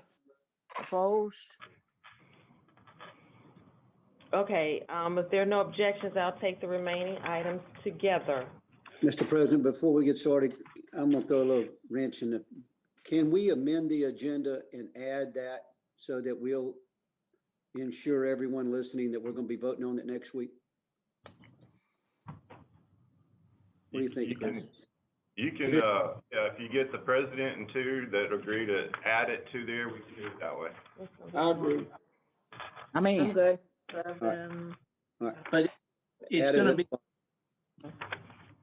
it's gonna be a new agenda item. That's right. So it will lay over for a week unless your intention is to pull it out of order. It will lay over and it just needs, I think we can make a motion to add it since we've already voted on the agenda. We added to the agenda today. Mm-hmm. We're adding it to the, we're adding it to the agenda today. Yes. Right. With the 32 degrees in it. That's correct. Yes. Okay. And I have a question about 34036, so that needs to be separate if that's okay. That's the rezoning. All right. And I think we were gonna lay over 34003. exactly. And assigning it to the finance committee. I figured you were gonna do that. Absolutely. 34003, Mr. Finance. Okay. 64036, ordinance to rezone property located at the east terminus. Wait a minute, did we vote on the other one? We didn't vote on the table. We didn't vote on the table, okay. I could have sworn we did 2 votes on it. I think I think we voted twice. We tried to vote twice. Oh, Best that we tried. well, let's just try one more time, the No, third listen, time. Third time to get it. All in favor? Aye. Opposed? Okay. 64036, ordinance to rezone property located at the east terminus of Blue Ridge Boulevard, extending to the west terminus of Old Dobbin Road North, the west terminus of Harness Way, the north terminus of Creek Line Drive, and the north terminus of Valleydale Drive from R1, R2, and B1 to R1. Bess? I mean, I'll move it for discussion, of course. Second. Been probably moved to the second. Any discussion? Yes, thank you. This goes back 90 days, actually, and you gave me additional 2 weeks since I missed the council meeting when it was automatically back up for as an agenda item. I appreciate the council's willingness to work with my office and the community in general with this rezoning. The rezoning to the R1 has never been the question. The rezoning to the addition to the neighborhood of 124 homes over I think a 3 or 5 year process, because they're going to be built in units, lifted a lot of concerns when it was on this, the planning commission's agenda. And we were able to pull a meeting together in June with the neighborhoods of Asheville and Carriage Hills. It was very well attended. It was the beginning, sort of the beginning of the pandemic. But we did gather up, and we were told there would be a traffic study. A traffic study was presented when it came back to council. However, there were concerns that it was during the pandemic. Our traffic engineer, I believe, is with us today. I see her, in the meeting as a participant. So I hope that you can weigh in.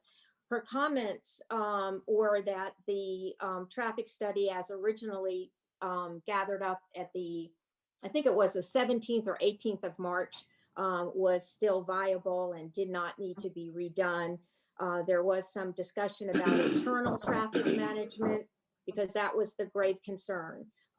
Royal Carriage Drive, and also the opening to a neighborhood that is very self-contained. It's very small now. There's 36 lots all together.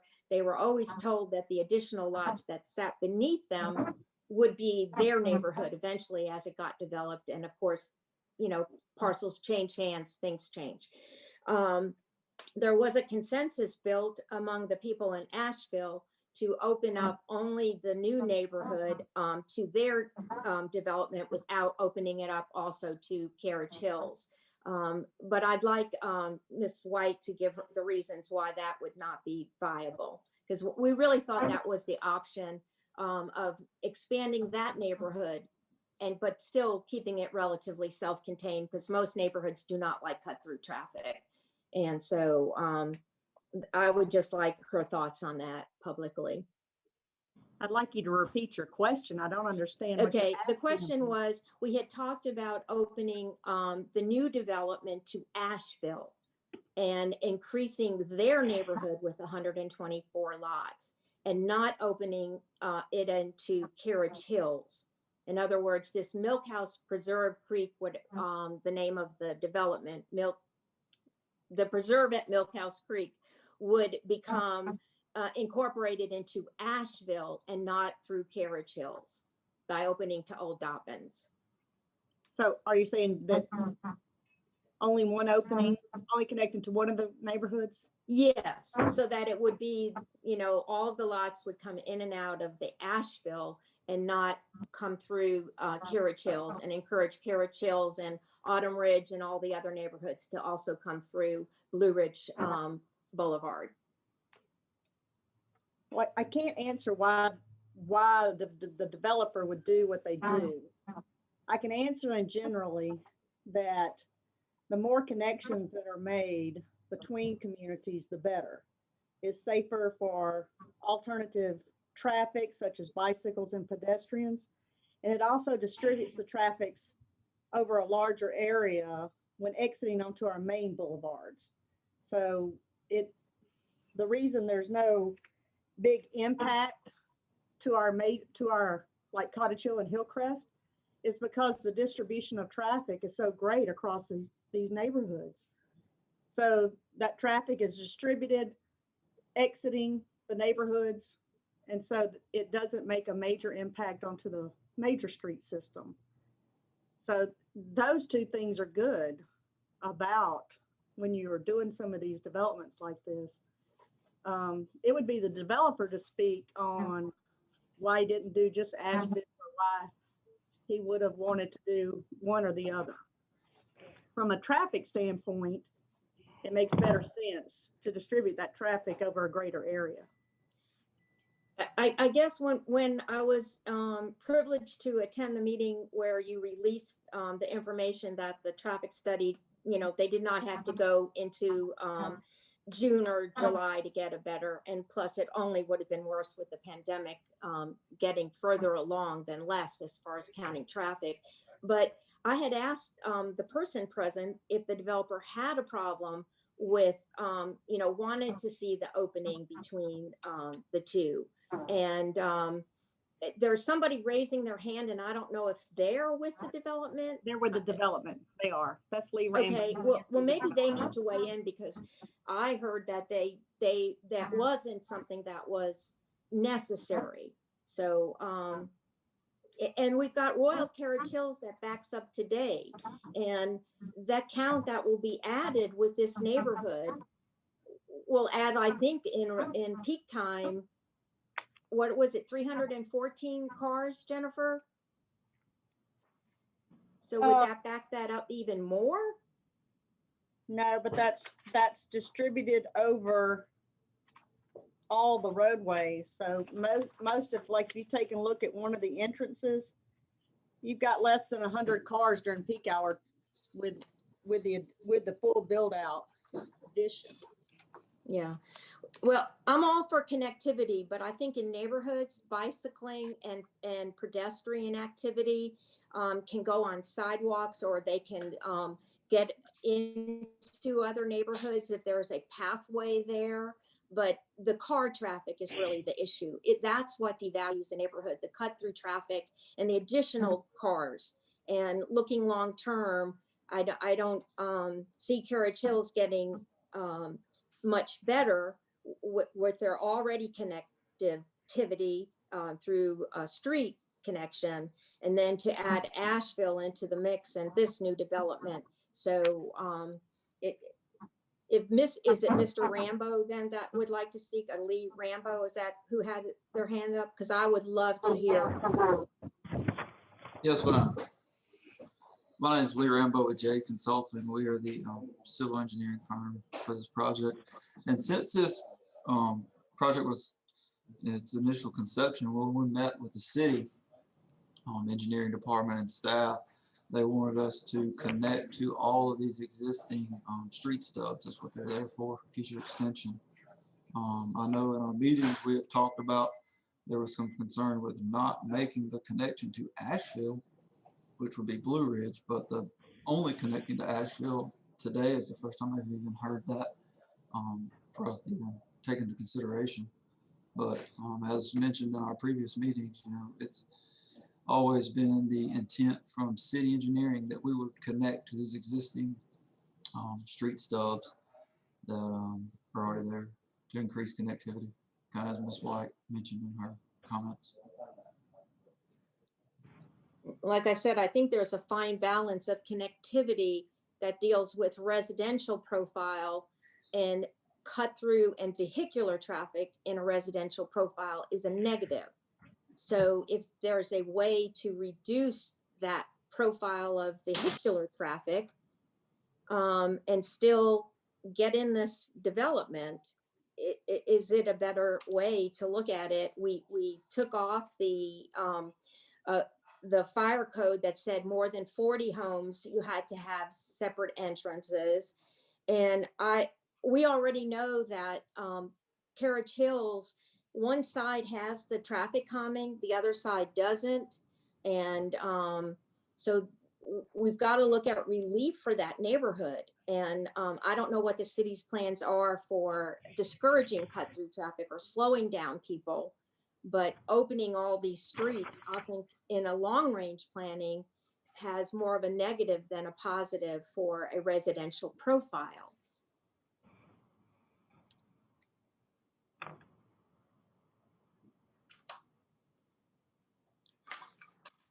So Mr. Rambo is saying it was the city that wanted it open. And I know at the meeting that I was at, and I'm not sure Mr. Rambo was there representing Jade Consulting, but I had mentioned about the neighbors expressing wanting to see Asheville expanded, but not being a link into the more established neighborhoods that would add to the traffic at their entry point and to what they're used to. So it's kind of a balancing act of getting this new neighborhood incorporated in, but not creating a cut through into a neighbor. You know, most neighborhoods have their own entry points. The very successful neighborhoods in West Mobile are usually self-contained, and this is what people look for. Traffic is an issue across our city, but especially out in West Mobile because all these neighborhoods were interconnected. I think there's 7 or 8 neighborhoods that connect into into Carriage Hills, and they're at the end result of everything. So if there's a willingness from the developer and an understanding from our traffic engineering, can we look at not allowing access or making it a security entrance if ever the city would want it open in the future, but not do it initially into the development at Old Dobbins and Blue Ridge Parkway, or Blue Ridge Boulevard, excuse me, which is the Asheville neighborhood. Chris, can we make a condition? I'm sorry. Go ahead, I'll let him answer. I was just going to address Ms. Rich. Yes, I was at that meeting. My boss, Trajan Wright, was also there. He was the one doing most of the talking during that in-person meeting. I've been involved in all of our other conferences between us and Ms. White, our Zoom conferences that we had with their discussions. And like I said, from the get-go, we've always been told from city engineering that we were to connect to these existing streets. They're the one that permit our plans for our connections. So it was kind of at their mercy of where they want us to connect to is what we have shown. So from that standpoint, I would defer to Ms. White and then city engineering as far as where we are to show our connections. Thank you. Mr. President, we may want to hear from Ms. White again because there's some disconnect between what she's saying and what Mr. Rambo is saying. Whose decision was it? And then a second question to Chris is, can we make it a condition? I think it's generally part of a PUD or something like that. And not But on a could we make it a PUD. condition of the zoning? Or does it have to be a voluntary restriction? The ordinance says if the application for the zoning change contains representations that it will be developed in accordance with a certain plan, then that can be made a condition that you have to comply with whatever plan you submitted. Yeah. But I don't know about adding a different condition. Well, like I said, the main sticking point was the connectivity into Old Dobbins Way. And then, first there were people in Asheville, they didn't want anything. But then when they realized that getting this into the R1, getting another development was not the issue. The issue is the cut through traffic. That's usually one of the biggest things. And that's going to be one of the biggest changes that neighborhood experiences. Because right now there are like 36 lots. They were always under the impression that the additional land beneath them would be part of their neighborhood. Okay, that's 30 years old already. So that can't happen, but this could happen and allow them still to have the connectivity of only these 2 neighborhoods connected.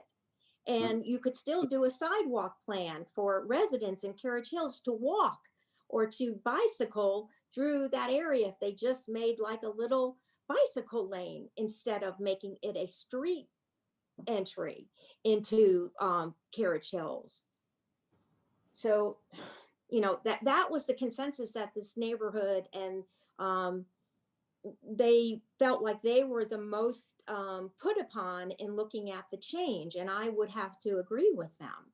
So in order to make that more amenable and more mitigated, then make it so that there's, you know, the two neighborhoods connecting and not 8 or 9, which is basically what you're doing by opening to Old Dobbins.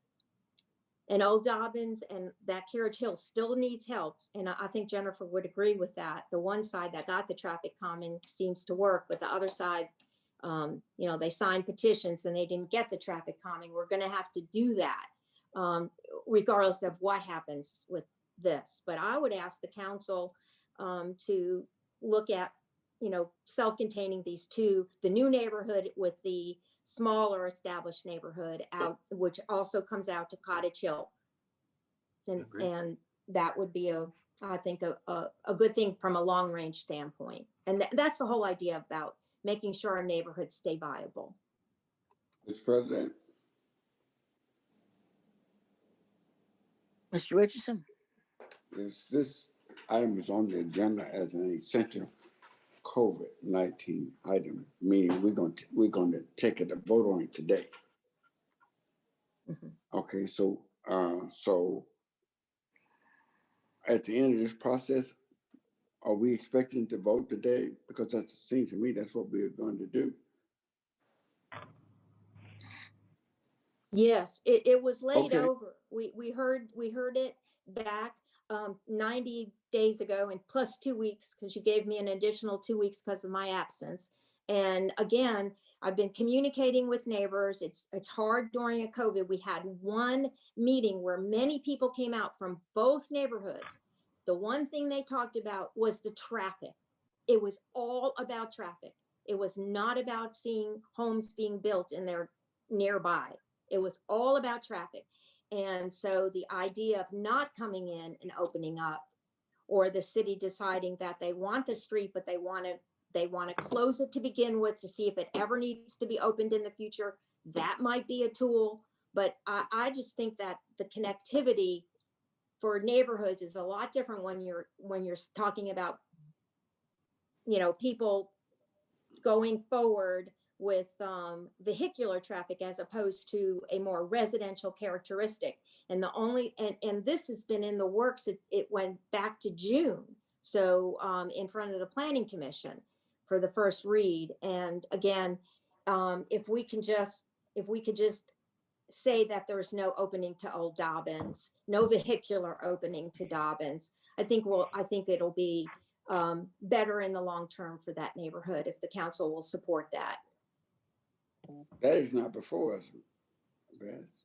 Yes, it is, because it's part of the plan of the rezoning. It is in there.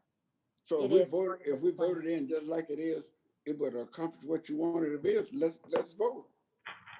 We have to add that it cannot open to Old Dobbins. Right. Yes. And that goes back to my question to Chris. Can we make it a condition? I think that's the developer submitted a plan to the council. And if they had made representations in that plan that these streets would be closed off, then you could accept that condition. But right now, all you're voting on is the zoning, and I don't think you can. That's exactly right. Different condition. But it's not a PUD, Chris. It's not a PUD. We're not going to get this again. It didn't come through as a PUD. I don't understand why it didn't.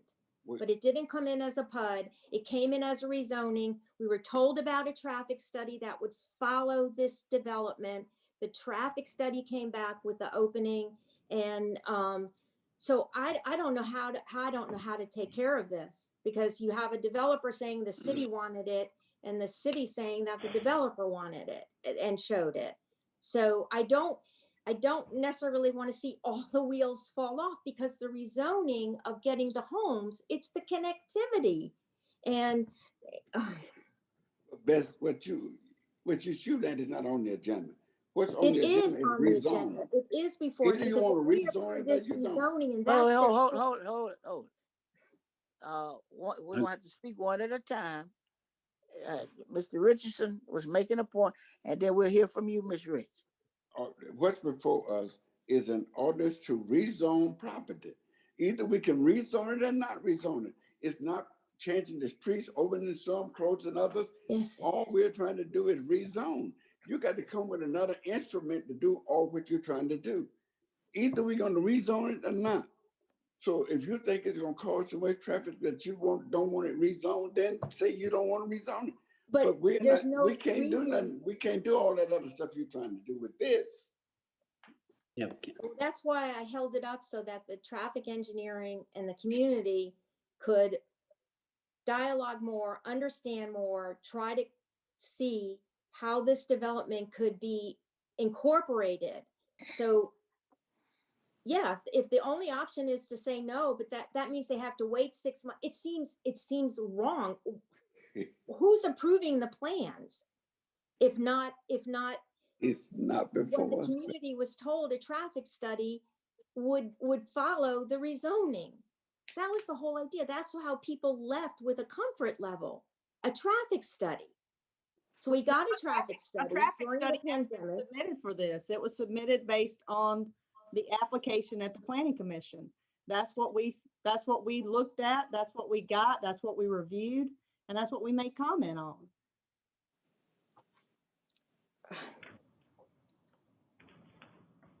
Here's I mean, if you look at it, this is like a numbers thing. The more ways there are to distribute that traffic, the less impact that traffic has on all the roadways, not just Cottage Hill or not just Hillcrest. When you distribute it, there's less of an impact on any one area. And that's what they've shown in their impact study. Well, I just can't fathom that you would add additional traffic into a neighborhood that already has speeding and traffic concerns that we've not dealt with. No, we have And not then- dealt with, but we shouldn't put that burden on this developer to deal with it either. We should deal No, with it. you made that clear that you said that they wouldn't do that. But the thing is, any additional traffic is going to add temperature, so to speak. It's going to take away from people's quality of life. And for the Blue Ridge or Asheville neighborhood, they are coming into two little cul-de-sacs and a stub street that basically has 36 properties on it and 25 are developed. And so now they're going to see all this traffic coming through, but not just the traffic of the new neighborhood, but traffic through all the other neighborhoods. How is that a positive? How does that become positive? It's a negative. And you've taken away a quality of life, which is That's the whole point. additional traffic. Not everybody's going to funnel through to Blue Ridge. I mean, I'm looking at the peak hour projections with full build out. You're 26 cars added to it. With 124 homes right beneath them, that's all that's going to Because come they out when they Royal have- Carriage is already backed up. That Because wouldn't they they've got like choose? 4 other ways to get out of the neighborhood. But not if they need Cottage Hill. And Cottage Hill is a major, they're either going to do Hillcrest or Cottage Hill. This is just based on the distribution.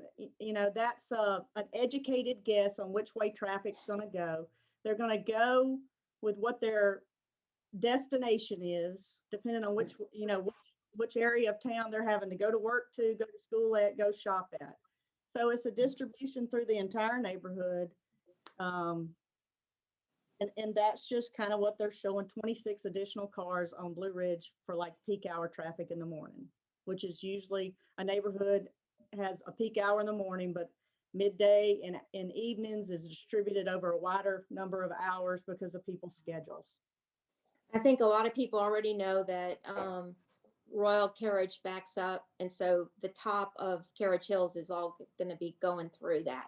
There's a pattern there that is very backed up because of Royal Carriage being close to Hillcrest. And so, yeah, they'll go out, Blue Ridge, and This- that will change the whole character. This is a dense area right It's near this. not before us. But ladies and gentlemen, let me just ask, because see, we're not gonna be able to fix it here. So, Ms. Rich, what would you have us do? I don't understand how, if we're looking at a traffic report that followed the rezoning, if the traffic report it was what the citizens were told, that their major concern was traffic. And if we could just make that neighborhood not open into Old Dobbins, could that be part of the rezoning? That's It's Mr. not President. before us. Mr. President, Mr. Richardson Yes. is absolutely right. That is not before us today. Now, we've been talking about this for an hour and we are no further along I than when know. we began this discussion. If we Okay. we need to either vote on it today or hold it over so that Ms. Rich can engage in further discussions with the various interested parties. Well, the I don't- interested party I don't was the developer, and they basically have said that they would be fine with just opening into Asheville neighborhood. Mr. And Rambo, putting We those have homes not, we in have that not stated profile. that. Beg your pardon? We have not stated that. No, I asked whether that was, that's what, if you didn't do the talking, then it was the other gentleman, because I purposely asked that in the one meeting that I had with you after, it was established there wouldn't be a new traffic study. And that was acceptable to the traffic engineering department. I can't change any of that, but that's what I thought I had asked. And he said, no, it was not something that the developer would be opposed to. It was what the city had said they had to do with the development. So, and obviously I think that that's clearly been stated. So So, we had, if I may, if not, I'll. Yes, sir. Very briefly. Yes, keep it quick, thank you. In that meeting, I'd stated that we would be open to looking at other options that the city would want us to. If the city didn't want us to connect to it, we would, but we have never agreed to only access through Asheville, which would be Blue Ridge Road. well, I apologize if I made it sound like that was the only thing you do, but I got the impression that it was not something that you would not do. So I think we agree on that, at least at this point, but I don't know how else to cure this. And So what would you, how are we moving? How would you want to move forward, Ms. Rich? if the traffic study is what We it don't is, have then I'll just abstain and leave it to the rest of you. I'm really at the end at this, so I just leave it to all of you, honest to goodness, because I don't know what else to do to make this what I think is a more viable solution. And I'm not the traffic, I never pretend to be. I just try to bring people to the information. So it's all I can do. I'm just being perfectly candid with everybody. And that's where I am right now. Yes, ma'am. Ms. Gregor? I'm gonna abstain. We have a motion and a second. Well, and discussion And Beth, discussion. since I know you're trying to work out something, and it may be something that has to be worked out between the city and the developer as far as your traffic issues. So why don't you, let's just take a step back, give it a couple of weeks, and try to work with Jennifer and the developer and see what you can come up with, maybe as for an agreement, if that's something that can be done. Before you throw up your hands and say, just do whatever y'all want to do. I mean, it's your district, it's your neighborhood. Right. So Well, and that's why I said the traffic study was essential. And we originally thought that the pandemic would color that traffic in that they wouldn't get a good background. But, and I understand they said it was in the beginning, they put their rationalization, it's very expensive to do a traffic study. I get all that. And so the one that we got initially, it sticks. But I don't, like I said, it's really the internal traffic in those neighborhoods that's such a heartache. And I really think it devalues neighborhoods when people are looking for parcels to build in and to develop and to live in and invest in. Because traffic is the major problem in neighborhoods. It's the number one thing. Of course, safety, which it is a safety issue too. Yeah, we get that, Bess, and If so you that's, want, if I would like more time, so that would be good. I don't know if it's gonna move the needle at all, but I would say that would be helpful to my office, and I appreciate that gesture. all right. So why don't we lay it over then? How long would you like us to lay it over? I guess 2 more weeks, maybe, give it a little more time, see. You need to rescind the motion that's on the table. Best. Okay, that I think I offered it, so I would rescind it and make a new motion. No. To make a new motion. So someone has to second that part. Second. Thank Been you. properly moved and second. Any discussion? What are we voting on? Rescinding. Rescinding. That we're not gonna have to vote this minute. So I would then offer, oh, did we vote? Did we vote on it? Well, we made a motion. We had a To second. rescind. We're having discussion. Yes. You don't Well, move to this is you don't to move to rescind. This is to rescind. Yes. No, Yes, Any because further I moved discussion? Come on, to John, what you to say? take it up. you don't need a vote. All in Okay. favor Of rescinding the motion, of correct? rescinding? Yes. All in favor? Aye. Aye. Aye. Now, I think I heard 3 ayes. Yeah. Okay. Aye, Now, aye. all in opposition. Okay, so we've rescinded her original motion and all of that. Where are we now? Now I'll move to lay over for 2 weeks. Second. Properly moved in second. Any discussion? If not, all in favor? Aye. Opposed? Ooh. All right. I Thank wasn't you. expecting that one. All right. Okay, 34003, ordinance to amend chapter 34 of the city code to include the real property business privilege tax applicable to lessors of residential buildings and dwellings to the schedule of licenses. Move to lay over 2 weeks. Second. Properly moved in second. Any discussion? We've assigned this particular item to the Finance Committee, the very capable hands of Mr. Joel Thomas Daves as chair. Any further discussion? If not, all in favor? All right. Opposed? Any objection to the remaining, being taken together? No, no. Well, 08. No. On the tree ordinance, we're gonna have to lay it over too. That's not under this. That's not under here. Okay.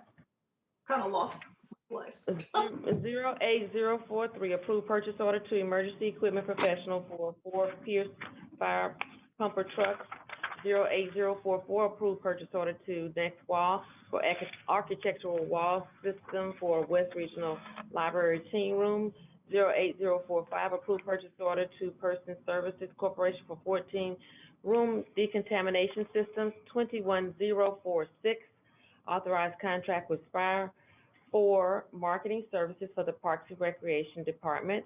21047, authorized contract with Midwestern Commercial Group for Public Safety Memorial Park. Hold it Building over Reroof. for another 2 weeks.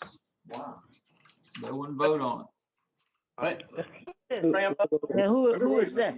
Mr. Ram talking with us. She was gonna,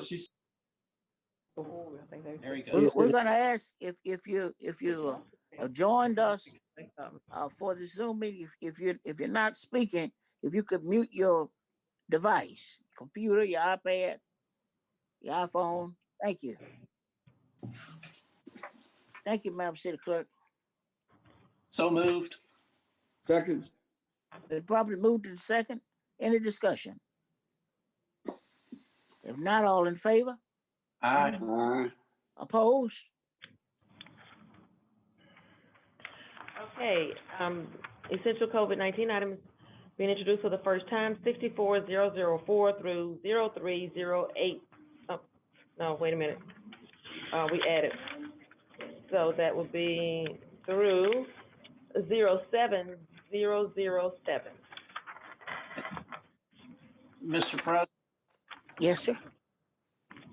I move for immediate consideration of items 37,370, 40,071, 72, 73, 74, 75, 76, 58,077, 60,078, 60,079, and 03082. The remainder to lay over 1 week pursuant to council rules.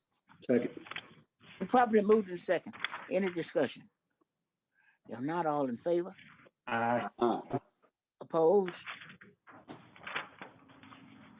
Okay, and all right. All right.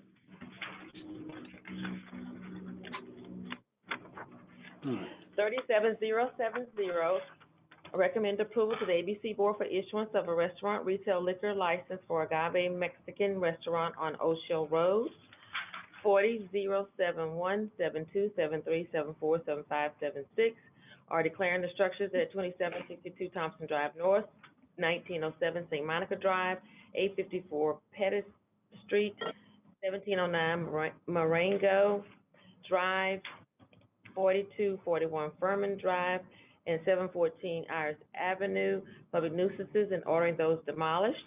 58077, assess cost for removal of weeds, weed lien group 1607.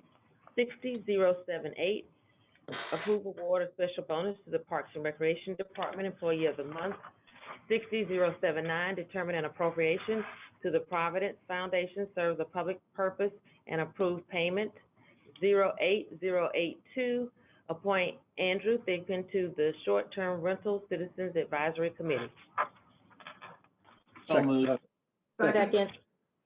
Properly moved in second. Any discussion? If not, all in favor? Aye. Opposed? Items passed. Call for public hearings.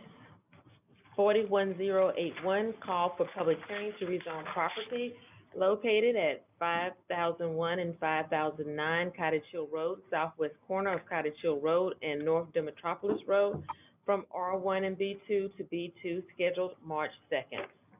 So moved. Second. Properly moved in second. Any discussion? If not, all in favor?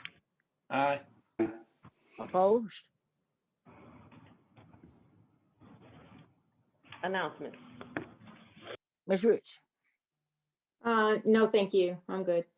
Mr. Vice President? Thank you, Mr. Manzi. This afternoon at 2:00 p.m., I will be hosting a meeting along with the Neighborhood Development Department at City Hall in the multi-purpose room with some of the residents in the Maysville community that is surrounding the property at the old Magee School, which is located on Hertel Street. Each residence that's in 300 feet of that particular resident have received letters about the meeting this afternoon with the proposed developer. I know that the news that went around the community flooded in the 300. Just letting everyone know that the immediate residents will be allowed into the multi-purpose room, which is will sit up to 20 people because of the pandemic that we're going in. And if there are any additional residents that do show up that is within 300 feet, we will try our best to provide a overflow room. The meeting is Zoom, and if you're interested in getting on the Zoom, you can contact Beverly Reed at area code 251-208-7631, and at area code 251-208-7631. Thank you, Mr. President. Thank you, Mr. Vice President. Mr. Richardson? Yes. I would just like to have a brief Black History statement today. February is Black History Month.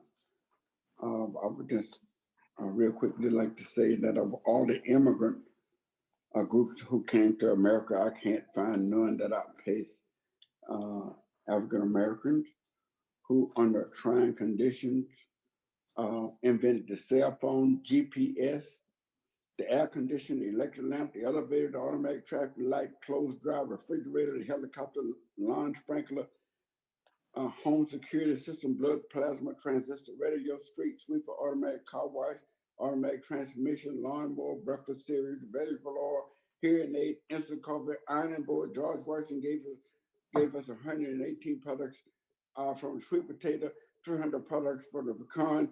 I don't have time to go through the rest. Peanut butter. That's a Peanut taste. butter. Peanut Peanut butter too. Hold on. Toilet paper. I'll just drop that right now. And to say, if you're bad, top it. And that's just the beginning of the list. And the sad part about it, you can't find it in your history books. It was deliberately left out so people will believe that we were born with less intelligence. I just read you from the facts, and I can give you the patent number to every one of them. That's it for me, Mr. President. Mr. Williams? No, thank you. I just look forward to continuing this meeting and subject of food trucks. Oh, yes. Mr. Daves? Thank you. Speaking of the food trucks, I suggest we call the finance committee together at 1 o'clock to take up the proposed food truck ordinance. I'd also like to, since the president has assigned the business license tax issue to the finance committee, I'd like to see if the finance committee could meet at 9 o'clock a week from tomorrow, 9 o'clock a.m. a week from tomorrow, Wednesday morning. Is that okay? John, Fred? Wednesday morning on the 10th. The 10th. 10th. I thought the 9th. Yeah, okay. 10th Yep. at 9 a.m. Anybody got an objection to that? Joel? Yep. There may be something coming up next week on Wednesday. We're planning to do a grand opening of the new fire station. And we're looking at possibly Wednesday morning. We don't have a confirmed date and time yet, but that's one of them that seems to be working for everybody. And all the council will, of course, be invited. Why not next Tuesday? Right. Because I'm sorry, but I got a whole bunch. I'm just booked up on Tuesday. Yeah, me too. Monday? Why not Monday? 7th. How about 9 o'clock on Monday the 7th? 8th, Monday the 8th. Hey, not no 8 o'clock now.